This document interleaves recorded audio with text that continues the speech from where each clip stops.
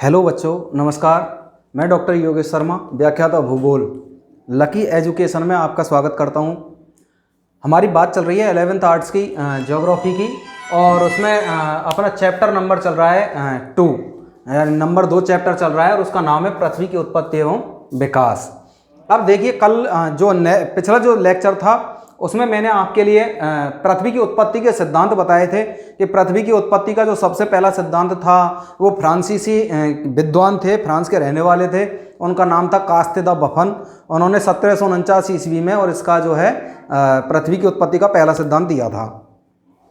उसके बाद मैंने आपको बताया था कि पृथ्वी की उत्पत्ति के सिद्धांतों को 2 भागों में बांटा गया है। पहला जो था वो अद्वैतवादी भाग में बांटा गया था और दूसरा द्वैतवादी भागों में बांटा गया था। ये मैंने आपके लिए क्लियर कर दिया था, और ये भी बताया था कि अद्वैतवादी संकल्पनाएं वो पृथ्वी की उत्पत्ति कितने तत्वों पर निर्भर मानती है, और द्वैतवादी है वो पृथ्वी की उत्पत्ति है वो कितने तत्वों के संयोग से मानती है। तो ये मैं आपके लिए मैं परिभाषा के रूप में लेकर के आया हूँ फिर से एक बार, ताकि समझ में नहीं आएगा तो वो फिर से समझ में आएगा। मैंने आपको कुछ चैप्टर कुछ विद्वानों के नाम लिखाए, उन्होंने जो जो पृथ्वी की उत्पत्ति का सिद्धांत दिया है और कब दिया है वो सन भी मैंने साथ में ही लिखा था। आगे चलते हैं। तो पृथ्वी की उत्पत्ति की अद्वैतवादी संकल्पना मैंने आपको कल क्लियर बताया था कि पृथ्वी की उत्पत्ति के वे सिद्धांत जो पृथ्वी की उत्पत्ति को केवल एक ही तत्व से मानते हैं, वो केवल और केवल पृथ्वी की उत्पत्ति को एक ही तत्व से बता रहे हैं कि एक तत्व से ही पृथ्वी की उत्पत्ति है वो होती है। अब देखिए, ऐसे ही चलते हैं हम द्वैतवादी संकल्पना की ओर। द्वैतवादी क्या बता रही है कि पृथ्वी की उत्पत्ति के वे सिद्धांत,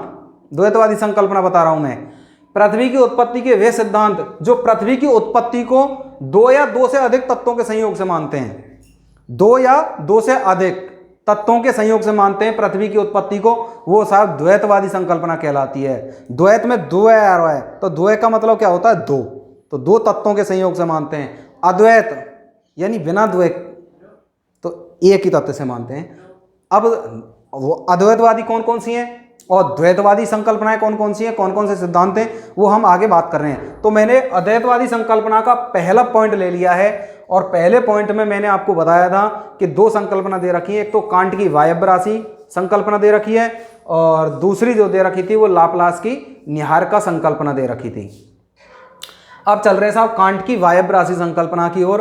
तो जर्मनी के प्रसिद्ध विद्वान, अब देखिए इनका पूरा नाम था इमैनुअल कांट।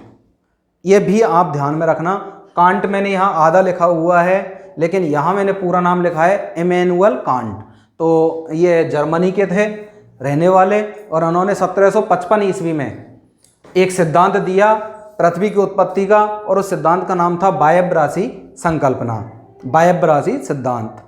अब इसमें इन्होंने बताया कि ब्रह्मांड में एक तप्त का मतलब गर्म, तो ब्रह्मांड में एक तप्त एवं गतिशील निहारका थी, यानी एक गर्म और गति करती हुई एक निहारका थी। निहारका कहते हैं हाइड्रोजन गैस से बने हुए बादलों को। मैं पहले बता देता हूं आपको, ये आकाशगंगा का छोटा रूप होता है, शैशवावस्था जिसको बोलते हैं, ठीक है। तो आकाशगंगा बड़ा रूप होता है, और आकाशगंगा की जो शैशवावस्था या छोटा रूप होता है वो निहारका होती है, जो हाइड्रोजन गैस से बने हुए बादल होते हैं। तो मैं यहाँ पर आपको लिखा दूंगा इसकी परिभाषा निहारका की।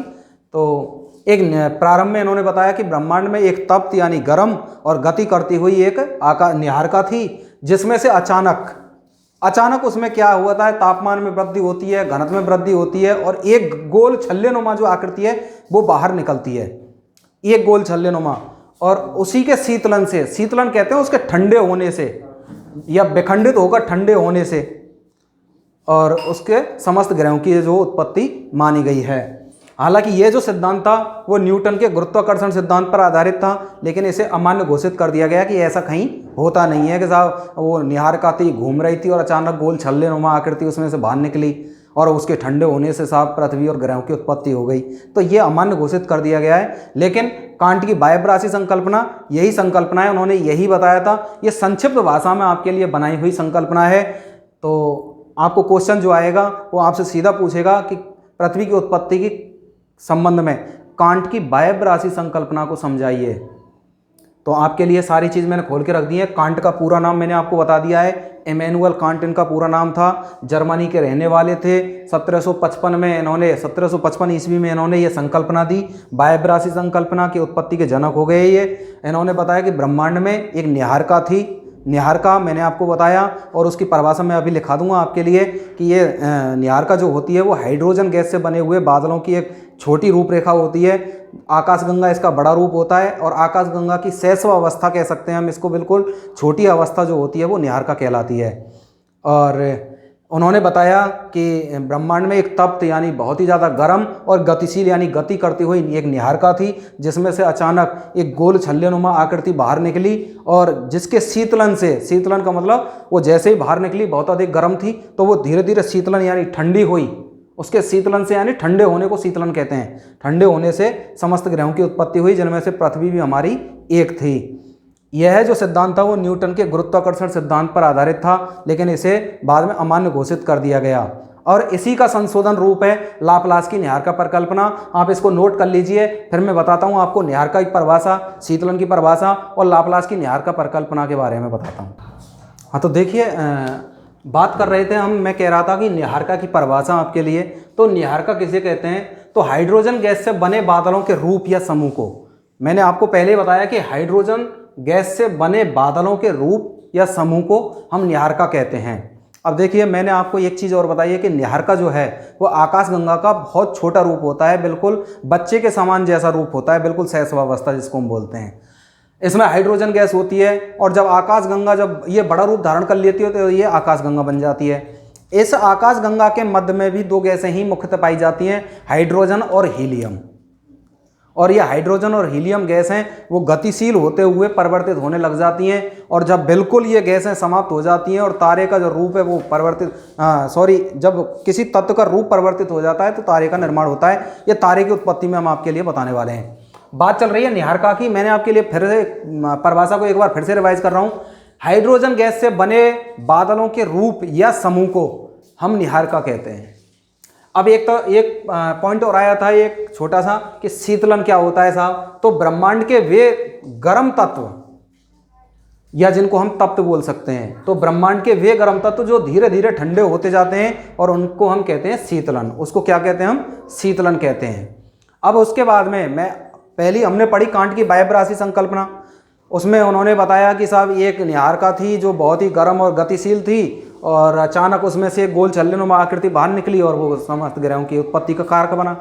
यहाँ दूसरा है, यहाँ थोड़ा सा परिवर्तन कर दिया है। लाप्लास महोदय ये भी फ्रांस के रहने वाले थे और इन्होंने 1796 में क्या हुआ कि एक सिद्धांत दिया और उस सिद्धांत का नाम था निहारिका संकल्पना।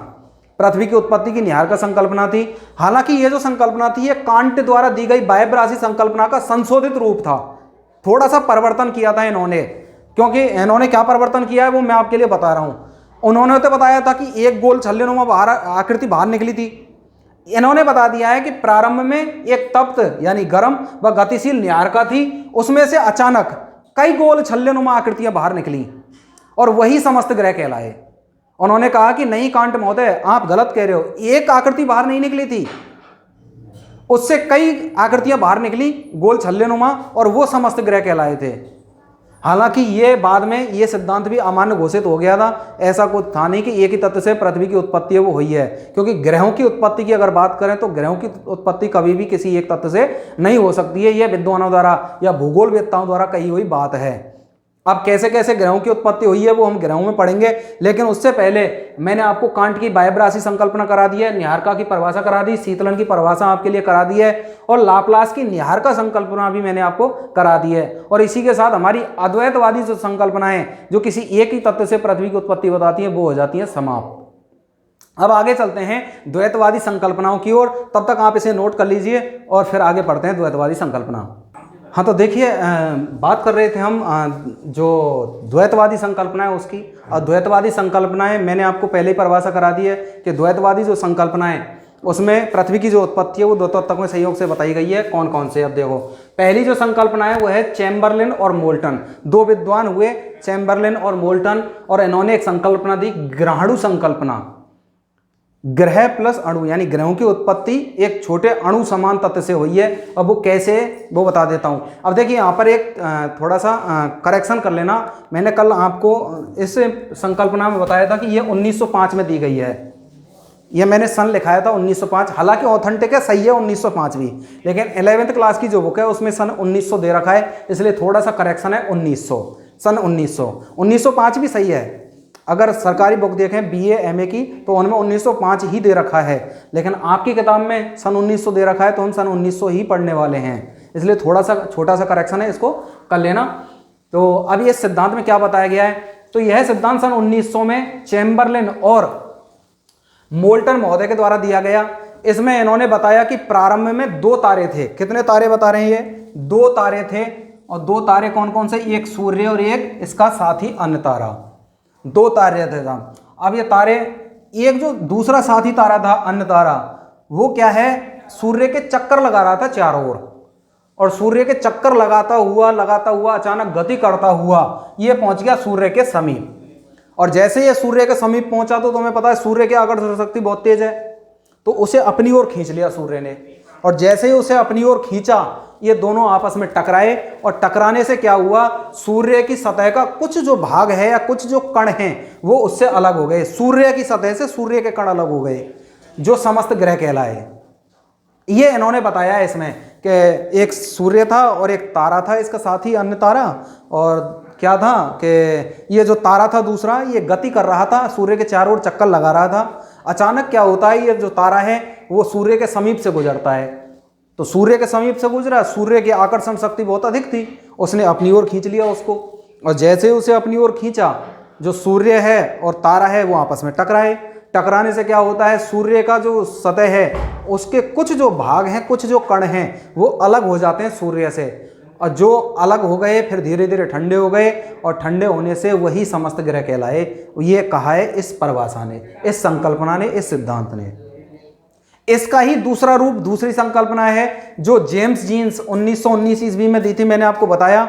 इस संकल्पना का नाम है ज्वारीय संकल्पना। एक ही बात है, दोनों में एक ही बात कही गई है, थोड़ा सा अंतर है, बस एक शब्द का अंतर आता है और कुछ नहीं है। तो जेम्स जीन्स ने 1919 में शुरू की थी ये संकल्पना, और इसमें बाद में 1921 में एक और महोदय जुड़ गए, जेफरीज। जेफरीज का पूरा नाम था हेराल्ड जेफरी। तो ये जुड़ जाते हैं इस संकल्पना में, और दोनों में मिलकर के एक ही सिद्धांत दिया है, पृथ्वी की उत्पत्ति का, ज्वारीय संकल्पना। इन्होंने भी यही बताया कि प्रारंभ में सूर्य था और एक इसका साथी तारा और था। तारा जो था वो सूर्य के चक्कर लगा रहा था, अचानक ये तारा सूर्य के समीप से गुजरता है। जैसे ही समीप से गुजरता है, सूर्य क्या करता है, अपनी आकर्षण शक्ति से इसको अपनी ओर खींच लेता है, और खींचने से क्या होता है, जब ये टकराते हैं तो सूर्य का एक जो भाग है वो फिलामेंट के रूप में, फिलामेंट कहते हैं बहुत छोटा पदार्थ, बहुत छोटा उसका एक तत्व है जिसको अपन तंतु भी कह देते हैं कभी कभी, उसके समान वो फिलामेंट जो है वो टूट करके अलग हो जाता है, और उसी के शीतलन या ठंडे होने से समस्त ग्रहों की जो उत्पत्ति है वो मानी गई है। तो ये सिद्धांत भी यही बता रहा है। ये दोनों सिद्धांत पृथ्वी की उत्पत्ति को 2 तत्वों के संयोग से मानते हैं, एक सूर्य और एक इसका साथी तारा। ये दोनों आपस में टकराते हैं और पृथ्वी की समस्त ग्रहों की जो उत्पत्ति है वो बताई गई है। तो यहाँ पर दोनों परिभाषाएं सेम है। मैंने अद्वैतवादी में आपको बताया, लाप्लास और कांट महोदय ने एक ही तत्व से बताई है, एक निहारिका से बताई है केवल, लेकिन उसमें उन्होंने बस ये बताए थे, एक तो कह रहा है कि एक गोल छल्लनों में बाहर आकृति बाहर निकली, और एक कह रहा है कई गोल छल्ले बाहर निकले थे। यहाँ पर ये दोनों क्या बता रहे हैं कि सूर्य और एक तारे के कारण उत्पत्ति हुई है पृथ्वी की। वो आपके सामने 2 तत्व बता रहे हैं ये।